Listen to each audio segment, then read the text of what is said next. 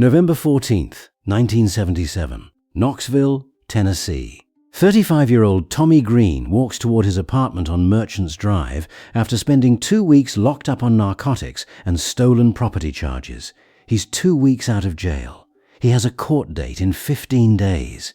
His kids are waiting. His mother is watching the clock. He never makes it home. And for the next 48 years, everyone who knew him believed the same thing. He ran. He chose the street over his family. He picked freedom over his children. The district attorney dropped the charges in 1978 because Tommy Green clearly didn't want to be found. Except Tommy Green wasn't running. He was dead. 20 miles away in a shallow grave in Blount County, decomposing into bone while his son and daughter grew up hating him for something he never did. A father vanishes. The cops shrug. The prosecutors close the file. The family spends decades nursing a wound that was based on a lie. And the truth? The truth was rotting in the woods the entire time, waiting for someone to care enough to ask the right questions. This is the story of William Thomas Green, the man the state forgot, the father his children thought abandoned them, the John Doe who stayed nameless for 45 years because in 1977, if you disappeared after getting out of jail, everyone just assumed you were guilty and gone. This is what actually happened. Tommy Green was born March 29, 1942, in Memphis. The family moved to Knoxville when he was young. He graduated Central High School around 1960, worked at Kern's Bakery, later took a job at HR Foods, a wholesale food distribution outfit. Divorced. 2 kids. A son. A daughter. The kind of life that doesn't make headlines until it ends wrong. November 1st, 1977. Knoxville police arrest him. Narcotics. Stolen property. Not violent. Not notorious. Just another low-level bust in a city full of them. They book him. He sits in county for 2 weeks. Mid-November, they let him out. Court date scheduled for November 29th. He doesn't make it 2 weeks. November 14th, someone sees him walking toward his place on Merchants Drive. That's the last confirmed sighting. No struggle. No witnesses. No body. Just gone. His mother knew immediately something was wrong. Mothers always know. She went to the Knoxville Police Department and tried to file a missing person report. They told her no. Not because they were cruel. Because that's how it worked in the 70s. An adult man with pending charges disappears right before his court date? That's not a missing person. That's a fugitive. That's a choice. So no report was filed. No investigation was opened. No search was conducted. Tommy Green became a name on a list of people who didn't want to be found. November 29th arrives. Tommy doesn't show up to court. The prosecutor marks him down as a no-show. By 1978, the District Attorney General formally abandons the case. Why pursue charges against a ghost? His kids grow up with one story. Dad bailed. Dad couldn't handle the heat. Dad picked himself over us. That story hardens into fact over the years. Resentment calcifies. You can't grieve someone you think chose to leave. And that's where it stays. For years. Decades. A family convinced of abandonment. A file gathering dust. A name that means nothing to anyone except the people who hated it. Early April 1981. Hunters in East Miller's Cove, Blount County, about 20 miles south of Knoxville, stumble across something in the brush. Bones. Partial remains. Human. Male. No identification. No wallet. No dental match in the system. No one reported missing who fits. The Blount County Sheriff's Office opens a case. They catalog the remains. They run what tests they can with 1981 technology. Nothing. The body goes into storage as a John Doe, one more unidentified set of bones in a state full of them. Tommy Green's family never hears about it. Why would they? The remains are in Blount County.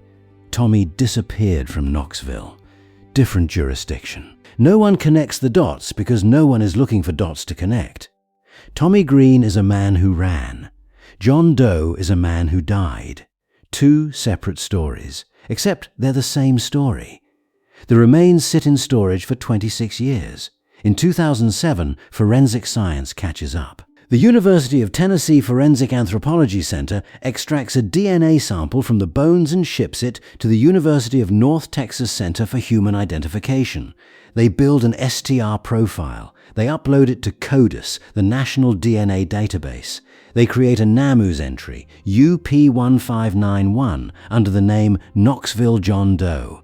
Still nothing. No hits. No family members in the system. The case goes cold again. Just another unidentified body in a database full of them.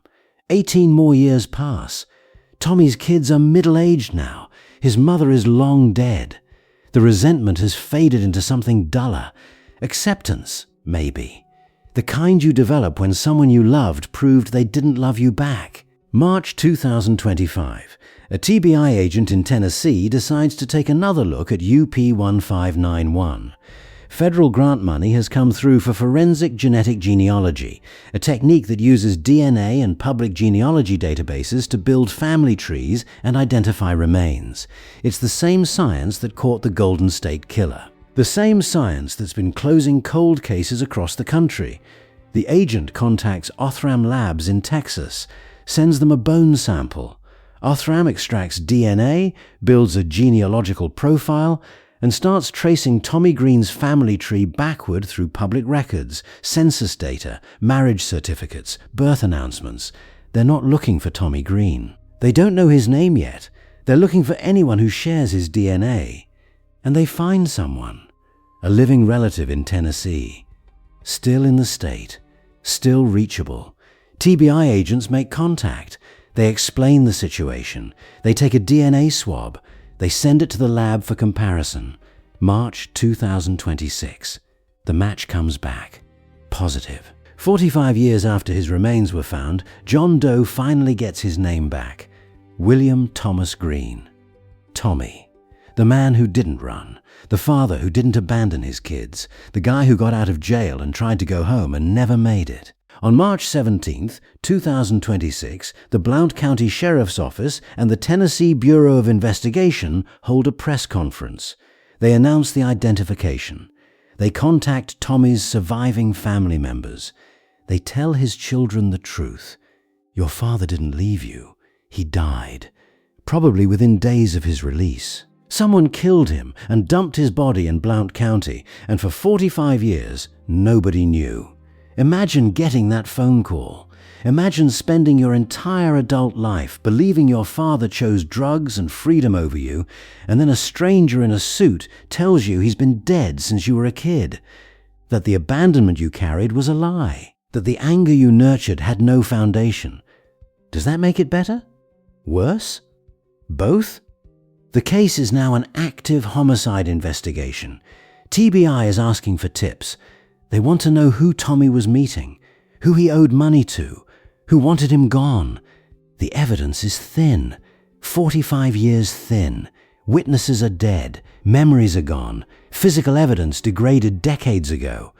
But they're trying, because Tommy Green deserves that. His kids deserve that. The truth deserves that. This case exposes something we don't like to admit. How easy it is to disappear when no one is looking for you.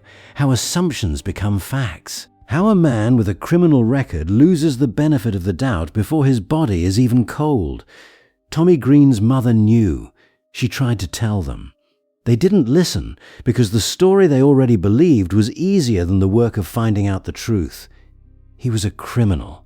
He ran. Case closed. Except it wasn't closed. It was buried. Forensic genetic genealogy is rewriting the rules. Cases that sat frozen for decades are cracking open. John Does are getting names. Families are getting answers. Not all of them are good answers. Some of them, like Tommy's, are just sad. Sad and late and incomplete. But they're answers. And answers matter. Even when they come 45 years too late. Tommy Green didn't run. He didn't choose the street. He didn't abandon his kids. He walked toward home on a cold November night in 1977, and someone stopped him from getting there. His children thought they knew the story. The police thought they knew the story.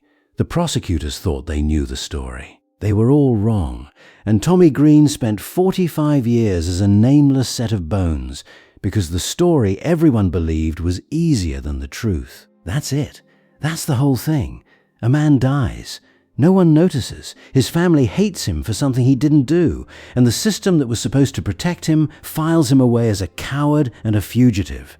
45 years later, science catches up, and the lie collapses, and the family finally knows. But the man is still dead, and the person who killed him is still out there. And the years Tommy's kids spent hating him don't come back. When justice is delayed this long, sometimes it is too late to matter.